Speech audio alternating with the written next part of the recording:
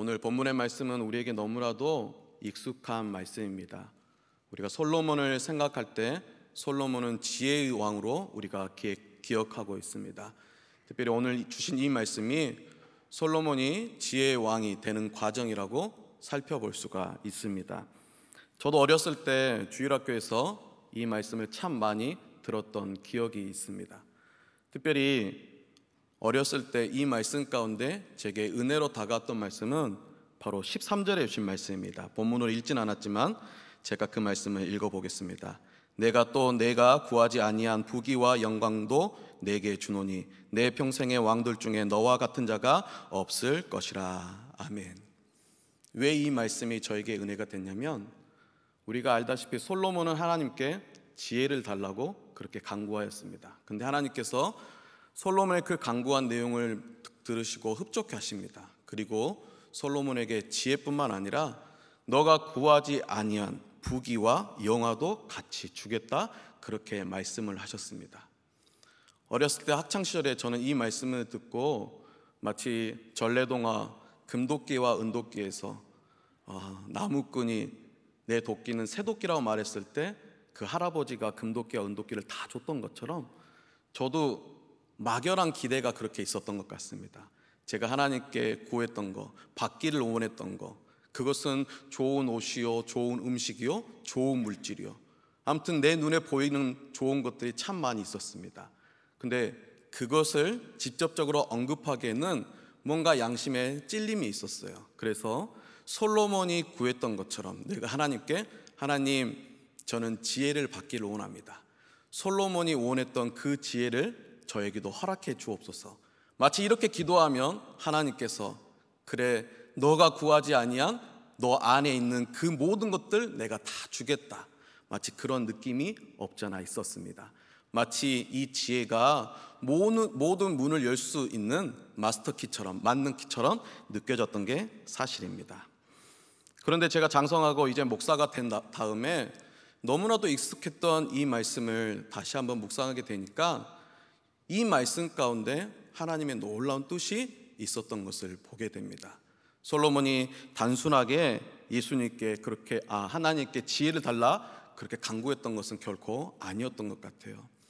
오늘 이 말씀은 바로 솔로몬이 기브온 산당에서 하나님 앞에 일천번제를 드리고 난 이후에 등장하는 이야기입니다. 여러분, 솔로몬이 하나님께 일천번제를 드렸습니다. 혹자는 그 일천번제가 횟수로 10번의 번제라고 그렇게 말하는 사람도 있고, 또 어떠한 자는 이 일천번제가 1000번의 번제에 해당하는 그 제물을 하나님 앞에 드렸다, 그렇게 말씀하는 분도 있습니다. 어찌 되었던 간에 이 일천번제라는 것은 어마어마한, 누구나 쉽게 그렇게 따라할 수 없는 제사인 것은 분명한 것 같습니다. 근데 솔로몬이 왜 예루살렘도 아니고, 예루살렘에서 이 기브온까지는 약 10km 정도 떨어져 있다고 그럽니다.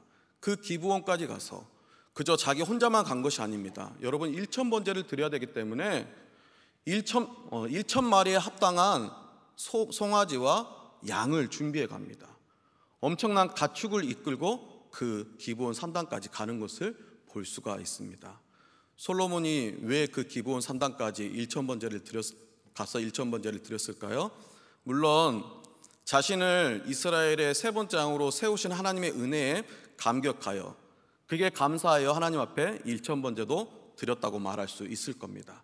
근데 단순하게 그냥 감사의 의미로 그 번제 1000번제를 드린 것 같지는 않아요.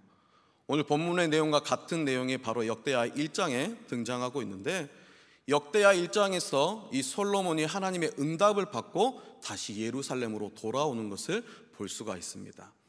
그러니까 쉽게 생각할 때 아마 이 솔로몬의 마음 가운데 정말로 뜨겁게 하나님 앞에 간구하는 갈급함이 있었던 것 같아요. 응답받고자 했던 기도의 제목이 있었던 것 같습니다. 여러분, 우리가 생각하기에 솔로몬은 왕이 되었습니다. 왕이 되었기 때문에 이제는 호의호식하면서 편하게 살 수 있겠구나, 그렇게 쉽게 생각할 수 있겠지만, 솔로몬 입장에서는 자기가 왕이 됐을 때 백성들을 어떻게 다스려야 될지 큰 고민이 있었던 것 같습니다. 우리가 말씀을 보게 되면 직접적으로 언급되어지진 않지만 이 솔로몬이 가지고 있었던 큰 약점, 핸디캡을 우리가 살펴볼 수가 있습니다. 첫 번째, 이 솔로몬이 가지고 있는 핸디캡이 무엇이었을까? 약점이 무엇이었을까? 그건 바로 솔로몬의 나이입니다. 오늘 본문의 말씀에서도 7절에 보니까 솔로몬이 이렇게 말을 하고 있습니다. 종은 작은 나이라 출입할 줄을 알지 못한다라고 말씀하고 있습니다. 여러분, 이스라엘의 초대 왕이었던 사울은 40세의 왕이 됐습니다. 두 번째 왕이었던 다윗은 30세의 왕이 되었습니다. 이 솔로몬이 정확하게 몇 세에 즉위했는지 언급되진 않지만 많은 주석가들은 아마 10대 후반에서 20대 전후쯤에 이 솔로몬이 왕위에 올랐을 것이다, 그렇게 말을 하고 있습니다. 여러분, 솔로몬이 왕위에 올랐을 때는 단순하게 나이가 어린 것으로 끝나지 않습니다. 사울이 왕이 됐을 때 40세의 왕이 되었다 그랬죠. 그때 이스라엘 백성들이 이 사울 왕을 어떻게 받아들입니까? 그들이 너무나도 오랫동안 왕이 있기를 원했습니다. 근데 하나님께서 이제는 그 사무엘을 통해서 사울을 이스라엘 초대 왕으로 세우십니다. 이스라엘 백성들이 환호성을 지르고 기뻐합니다. 두 번째 왕이었던 다윗. 여러분, 다윗은 이미 왕위에 오르기 전부터 그의 인기가 하늘을 치솟았습니다. 그렇게 왕위에 올랐습니다. 근데 세 번째, 이 솔로몬. 그 전에 어떠한 업적이 있었는지 기록되어 있지는 않지만 솔로몬은 다윗 왕이 50세쯤에 늦게 얻은 아들입니다. 얼마나 애주중지했겠습니까? 또 솔로몬이 그냥 아들입니까? 하나님의 응답을 통해서, 하나님께서 용서함을 통해서 얻은 아들이 이 솔로몬이었기 때문에 아마 다윗 왕에게는 그 어떠한 왕자들보다 이 솔로몬을 사랑했을 것 같습니다. 그렇게 솔로몬이 왕이 올랐는데 이스라엘 백성들이 생각하기에도 그가 너무 어리다고 생각했을 것이고, 그 어린 점을 또 이 솔로몬도 익히 잘 알고 있었습니다. 두 번째, 이 솔로몬이 가지고 있었던 핸디캡이 있었다면 잘 알다시피 그의 출생입니다. 여러분, 다윗이 정상적인 부인을 통하여서 얻어진 아들이 결코 아닙니다. 다윗이 자신의 충신이었던 우리아를 전쟁터에서 죽게 만들고 그의 아내 밧세바를 뺏어서 얻은 아들이 바로 이 솔로몬입니다. 여러분, 솔로몬이 생각하기에 이스라엘 백성들이 자기를 왕으로 받아들일 수 있을까? 여러분 알다시피 이스라엘 백성들이요, 그렇게 호락호락했던 백성들이 아닙니다. 왕 앞이라고 벌벌 기면서 떠는 그러한 사람들이 아니에요.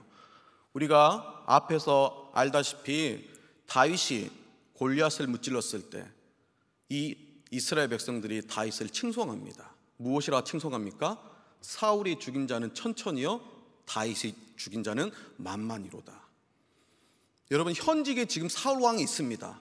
근데 그 왕을 깎아내리는 그 찬양을 하고 있어요. 이것은 그냥 다윗이 대단한 사람이다 그냥 말하는 것이 아니라 사울 왕은 겁쟁이다, 골리앗 앞에서 벌벌 떨었는데 이 다윗 왕이 이 솔로몬보다 10배 이상 더 용감한 자이다, 그렇게 말하는 거예요. 여러분, 그렇게 말하는 이스라엘 백성 앞에 이렇게 큰 출생의 약점을 가지고 있는 솔로몬이 왕위에 올랐습니다. 아마 그 마음 가운데 두려움과 떨림도 분명히 있었을 거예요. 여러분, 그리고 솔로몬이 왕위에 오르고 난 다음에 여러 가지 사역들이 있었겠지만 해야 될 사역이 있었습니다. 그것은 바로 자신의 아버지 다윗이 그렇게 오랫동안 수건했던 하나님의 성전을 짓는 것입니다. 여러분, 이 성전을 지을 때 물론 다윗이 모든 재원부터 시작해서 건축할 것들을 준비했지만, 그러나 이 건축은 누가 합니까? 사람이 하게 됩니다. 수만 명의 이스라엘 백성들을 동원하여서 그것을 총괄 지도해야 되는 사람이 바로 이 솔로몬이에요. 근데 과연 자기가 그들을 잘 다스릴 수 있을까? 과연 내가 저 이스라엘 백성들에게 왕으로서 인정을 받을 수 있을까? 그러한 두려움과 떨림이 바로 이 솔로몬에게 있지 않았겠습니까? 역사적으로 보게 되면 어떠한 자가 왕위에 올랐을 때 만약 그의 자리가 위태로우면 자연적으로 따라오는 통치 방법이 있습니다. 그게 무엇입니까? 바로 피해 통치입니다. 자기의 자리를 위협할 수 있는 사람이라면 그게 내 피부치라 할지라도 다 숙청합니다. 그리고 백성들이 아무 말도 하지 못하도록 억압과 핍박을 하며 피해 통치를 하게 됩니다.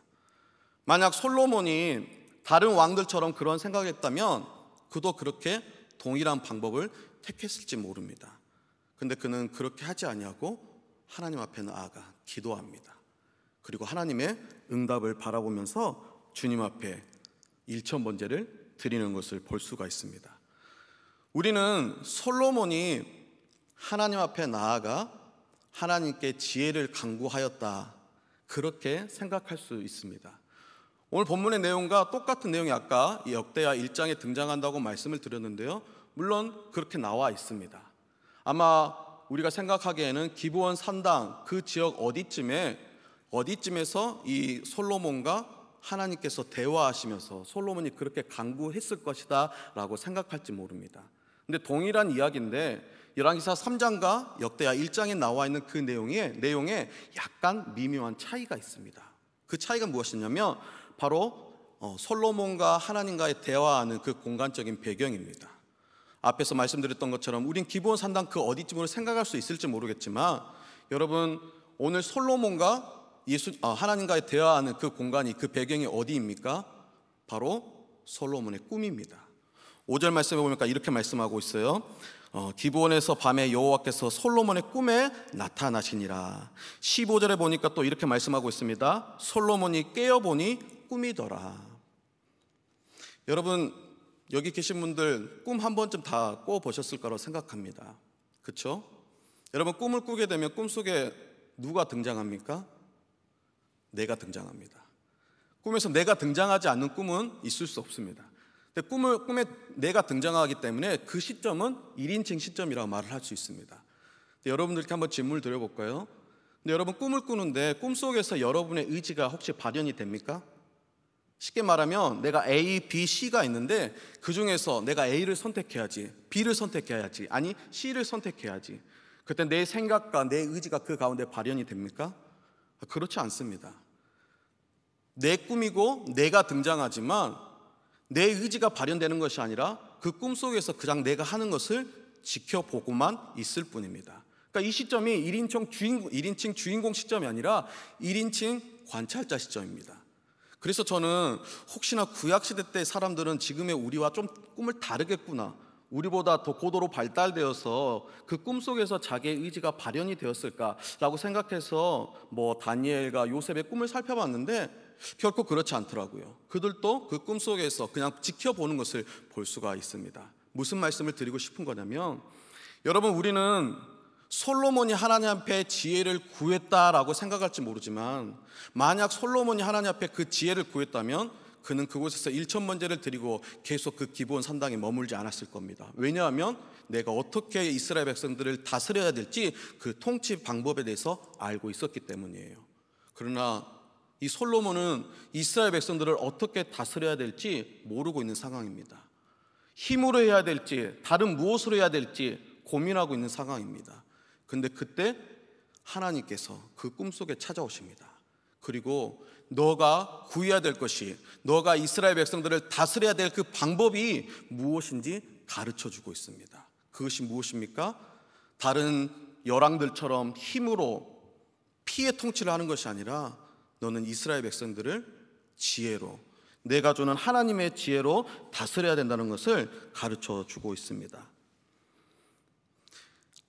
앞에서 제가 말했던 것처럼 솔로몬이 하나님 앞에 지혜를 달라 간구했던 것이 아니라 하나님이 솔로몬이 간구해야 될 것이 무엇인지 그 영상, 그 꿈을 통해서 가르쳐주고 있습니다. 또 하나 말씀을 보게 될 때 우리는 솔로몬이 하나님 앞에 지혜를 간구했다, 그렇게 말을 하고 있습니다. 여러분 맞습니까? 네, 맞습니다. 솔로몬이 하나님 앞에 지혜를 구한 건 맞습니다. 역대하에서도 그렇게 언급하고 있습니다. 근데 오늘 말씀을 살펴보니까 또 약간의 미묘한 차이가 있습니다. 제가 9절 말씀 한번 읽어보겠습니다. 누가 주의 이 많은 백성을 재판할 수 있사오리이까? 듣는 마음을 종에게 주사 주의 백성을 재판하여 선악을 분별하게 하옵소서. 여기에서 솔로몬, 엄밀히 말하면 하나님께서 솔로몬이 간구하고 구해야 될 것을 가르쳐주고 계시는데 지혜라고 언급하고 있지 않습니다. 무엇이라고 말하고 있습니까?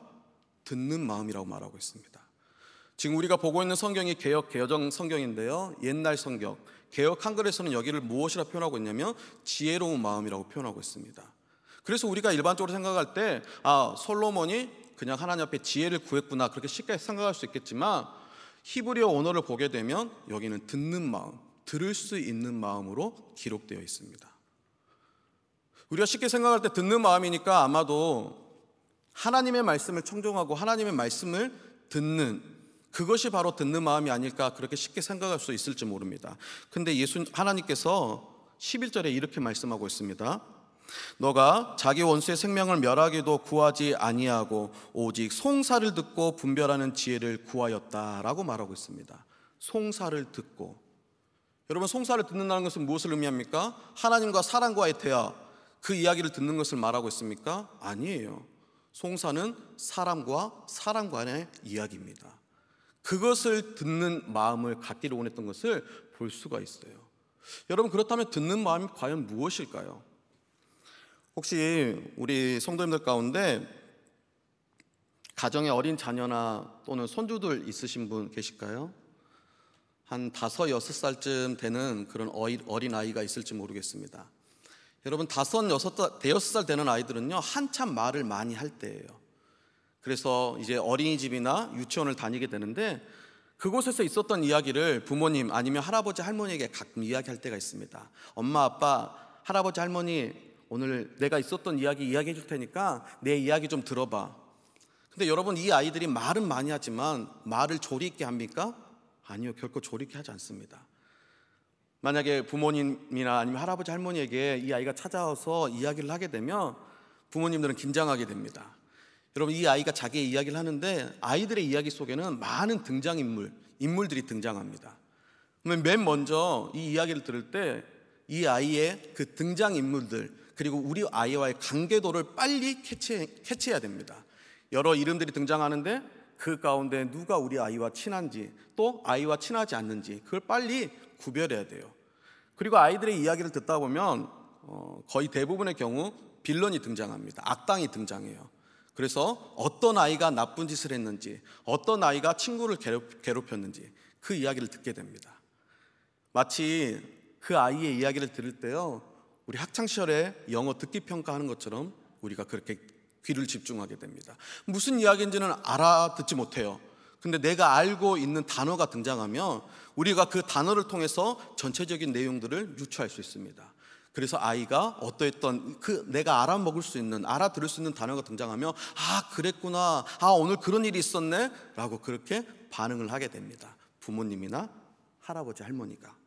혹시나 아이가 이야기를 하는데 아이의 이야기를 중간에 끊고 아야, 네가 하는 말이 도대체 무슨 말인지 하나도 모르겠다.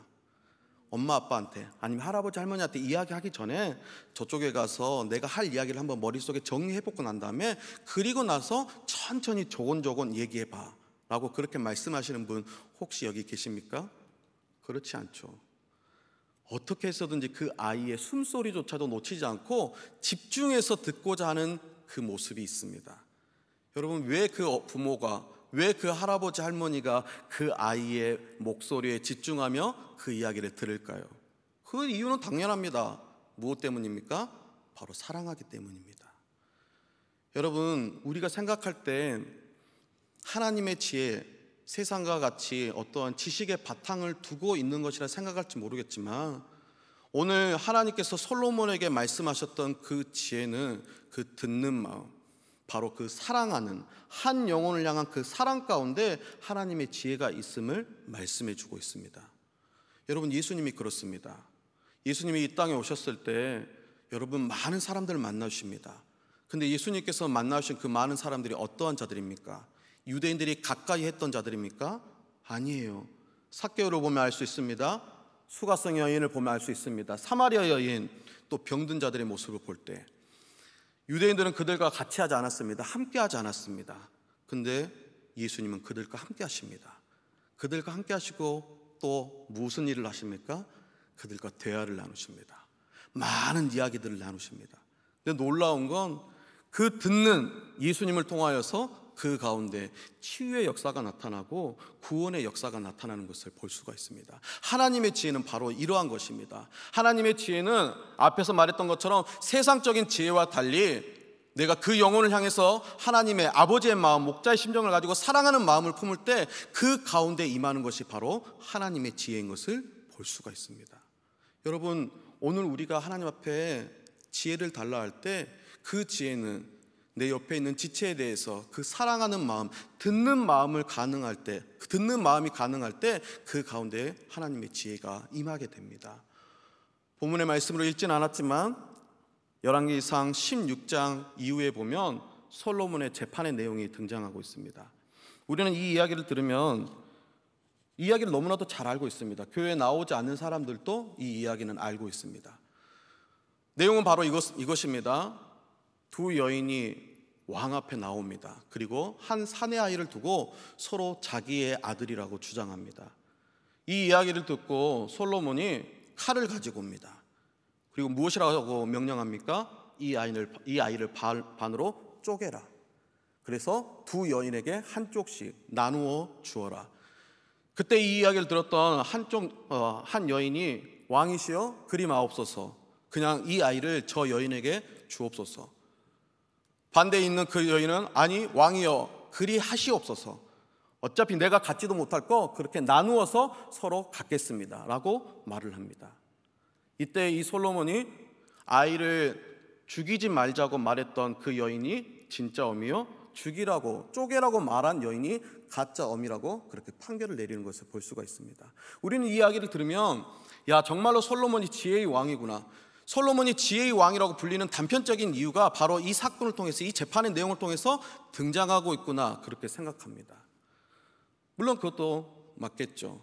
근데 여러분, 이 이야기를 묵상할 때 이 이야기의 핵심을 더 깊이 묵상하게 되면 솔로몬의 그 지혜가 단편적으로 나타났다, 그것이 다한 것은 아닌 것 같습니다.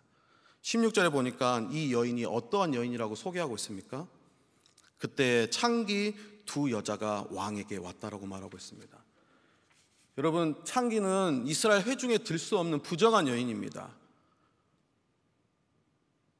오늘날에도 어떠한 사람들이 이러한 사건이 벌어지면 많은 사람들이, 언론이, 매스컴이 관심을 가질지 모르겠습니다. 그러나 이 여인의 신분이 등장하게 되면 아마도 많은 사람들이 그 이야기 듣기를 꺼려할 겁니다. 그 이유가 무엇이겠습니까? 너는 부정한 여인 아니냐? 어차피 그 아이는 사생아 아니냐? 너희는 그러한 여인인데 너희 가운데 과연 모성애가 있겠느냐? 너희 둘 중에 아무나 이 아이를 키운들 무슨 상관이냐? 그렇게 쉽게 생각할지 모릅니다. 여러분, 이 두 여인보다는 진짜 어미가 더 맞는 말이겠죠. 진짜 어미가 처음부터 솔로몬 왕에게 나왔을까요? 여러분, 왕을 만나는 게, 아련한다는 게 말처럼 그렇게 쉬운 일은 결코 아닐 겁니다. 당시 이스라엘 어마어마한 강대국에 그 통치하는 솔로몬 왕을 만난다는 게 쉽지 않았을 거예요. 처음부터 이 왕을 만날 그런 생각도 없었을 겁니다. 아마도 주위에 나를 알고 있는, 혹시나 내 아이를 한 번이라도 본 사람이 있다면 그 사람을 찾아갔을 겁니다. 그리고 하소연했겠죠. 이 아이가 진짜 내 아이입니다. 한번 봐주세요. 근데 생각하기에 아무도 그 여인의 이야기를 듣지 않았던 것 같아요. 결국에는 지푸라기라도 짚고 싶은 그런 심정으로 이 여인이 왕 앞에 찾아옵니다. 왕 앞에 찾아왔을 때 그 궁전 안으로 쉽게 들어갔겠습니까? 그 앞에서 몇 날 며칠을 울고 부르짖으며 왕이시여 나를 만나 주옵소서, 그렇게 외치지 않았겠습니까? 근데 그 왕을 어렵게 만나게 됩니다. 그리고 자기의 이야기를 하게 됩니다. 근데 세상 그 누구 하나 자기의 이야기를 들어준 사람이 없었어요. 근데 왕이, 기대도 하지 않았던 그 왕이 내 이야기를 들어줍니다. 여러분, 우리가 그 여인에 대해서 조금 더 집중해 볼까요? 여러분, 이 여인이 처음부터 그렇게 음란한 곳에 빠졌을까요? 아마 그곳에 갔을 때 그는 어떤 마음이었겠습니까? 아, 나는 이 세상에 할 수 있는 게 아무것도 없구나. 이 세상 그 누구도 나에게 관심을 주지 않고 그 어떠한 사람도 나를 알아주지 않는구나. 그런 밑바닥 같은 그런 자괴감 가운데 그 자리로 가지 않았겠습니까? 어찌 보면 그 가운데 아무런 희망이 없었습니다. 근데 뜻하지 않게 계획했던 건 아니지만 뱃속에 아이가 생겼습니다. 임신을 하게 됩니다. 나는 비록 사랑받지 못했지만 내 뱃속에 있는 아이는 내가 너무나도 사랑하는 아이로 키우겠다, 그렇게 다짐하며 출산을 기다렸던 것 같아요. 그리고 그 아이를 낳습니다. 정말 아무 희망도 없었던 그곳에서 그 아들은 이 여인에게 한 줄기 빛과 같은 존재입니다. 근데 생각지도 않게 이 아이를 잃어버릴 그 일이 터지게 됩니다. 근데 그때 솔로몬 왕을 통해서 이 여인은 죽을 뻔했던 잃어버릴 뻔한 그 아들을 다시 찾게 됩니다. 여러분, 이 여인에게 있어서 그냥 그 아이만 찾은 것으로 끝났을까요? 이 여인에게 있어서 구체적인 이야기가 더 등장하진 않지만 제가 상상하기론 이 여인, 나는 사랑받지 못한 자야, 그 누구도 나에게 관심을 갖지 않아, 나는 이 세상에서 할 수 있는 게 아무것도 없어 라는 그 마음, 밑바닥에 처박힌 그 마음 가운데 솔로몬의 그 듣는 마음으로 말미암아 아마 그 가운데 놀라운 회복이 있었을 겁니다. 치유가 있었을 겁니다. 이 여인은 이제는 두 번 다시 그곳으로 다시 돌아가지 않았을 거라고 생각되어집니다. 여러분, 우리가 듣는 마음을 가질 때 나타나는 놀라운 치유와 역사, 회복이 바로 이것입니다. 놀라운 지혜가 세상적인 지혜로 말미암아 회복되는 것이 결코 아닙니다. 여러분, 오늘날 많은 사람들이 지혜가 있다고, 지식이 넘쳐난다고 말을 하고 있습니다. 근데 아이러니하게도 또 반대에 있는 사람들은 많이들 힘들다고 합니다. 그 어느 때보다 힘들다고 그렇게 말하고 있습니다. 세상의 지혜와 지식은 어떻습니까? 내가 옳다, 이 이야기를 들으라, 나의 가르침을 받으라, 그렇게 말을 하고 있습니다. 그러나 하나님의 지혜는 결코 그렇지 않습니다. 하나님의 지혜는 정말로 비참한 자리에 있는 그 영혼을 찾아가 그의 어려운 그 이야기들을 들어주고 긍휼히 여기고 그렇게 함께 나눌 때 그 가운데 놀라운 회복이 나타나는 것을 볼 수가 있습니다. 여러분, 이 치유와 이 회복이 이 여인에게만 국한되었을까요?